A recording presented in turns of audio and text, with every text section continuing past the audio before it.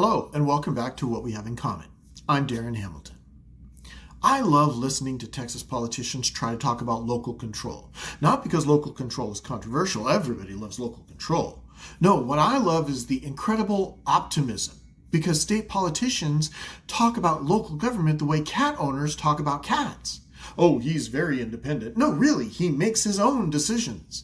And then 20 seconds later, they're chasing him around the kitchen with a spray bottle, yelling, "No, get off the counter! No, not that! Stop licking the electrical outlet!" At some point, you realize you don't own a cat. You're running Alcatraz with whiskers. And that's Texas politics. Because apparently cities are wonderfully independent until they do city things. Then Austin kicks down the door like an overbearing mother-in-law. Well, I'm just trying to help. Nobody asked Linda. Nobody called. Nobody even sent a Christmas card. But here comes a state legislator from 3 hours away saying, "Now, I know you all actually live there, but we've decided you've become too independent and need adult supervision."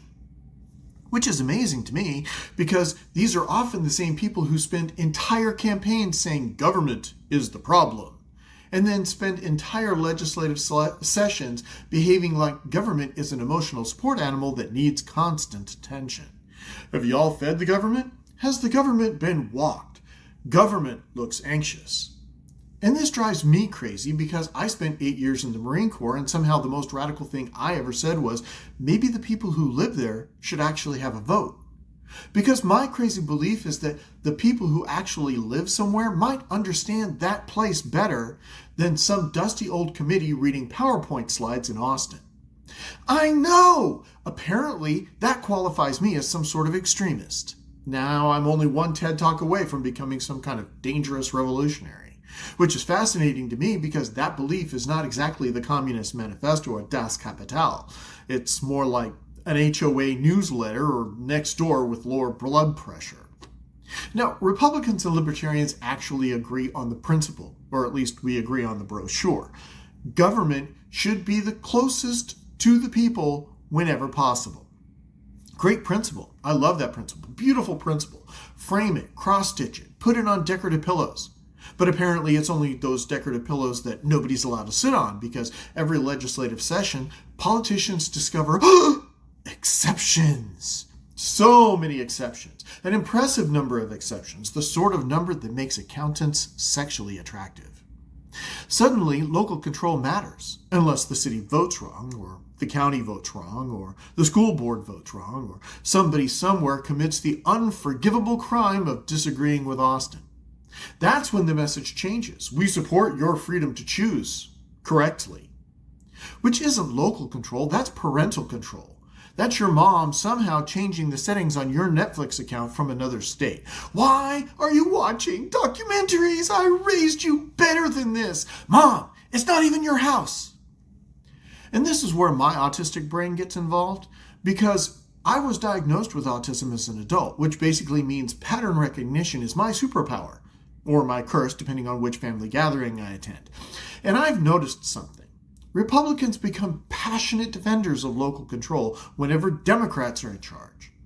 Democrats become passionate defenders of local control whenever Republicans are in charge. And whichever side wins immediately transforms into King George III with a podcast. Actually, we've reconsidered because Daddy knows best. Funny how that works. It's almost like neither party actually worships principles. They worship possession of the thermostat. And Texas is enormous. We have ranch towns, college towns, oil towns, suburbs, cities, different economies, different priorities, different cultures, different problems. Places worried about water, places worried about traffic, places worried about growth, places worried about decline. And somehow we're supposed to believe that one-size-fits-all solutions work everywhere. Which is ridiculous, because if there's one thing I learned after 8 years in the Corps, it's that one-size-fits-all usually means that nobody's happy. Think about it. A one-size-fits-all t-shirt actually fits only about 3 people and offends everybody else. And yet somehow politicians look at a state with 30 million people and say, nah, same answer for all of them. That's exactly the sort of confidence that it causes first lieutenants. Texas politicians treat cities the way parents treat a 28-year-old son who's moved out but still gets surprise visits and passive-aggressive texts. And here's the thing. Local government isn't perfect. Have you met people? People are weird. They made Crocs successful. They voluntarily created reality television. And somebody looked at pineapple on pizza and thought, you know what this needs? International debate. Yes, people make mistakes, but at least local mistakes belong to local people. If your city council screws up, you can vote them out. You can show up to meetings. You can organize your neighbors. You can accidentally run into them at Kroger while they're inspecting avocados. That's accountability. If the decision comes from hundreds of miles away, good luck. You'll need a flow chart, 3 attorneys, and a Sherpa just to identify which subcommittee ruined your afternoon. Because this isn't really about cities versus states. It's about whether government exists to serve communities or to supervise them. And a principle that only applies when your team wins isn't a principle. It's merchandise. It's fan gear. It's constitutional cosplay, because principles are supposed to survive inconvenience. Otherwise, they're just campaign signs with better grammar. And after years of studying politics, one conclusion keeps knocking me upside the head with a 2x4. Maybe, and I know this sounds radical, the people actually living in a community should have more say over that community than the guy who's 3 hours away, whose entire understanding comes from a PowerPoint presentation and a catered lunch. Crazy idea, I know.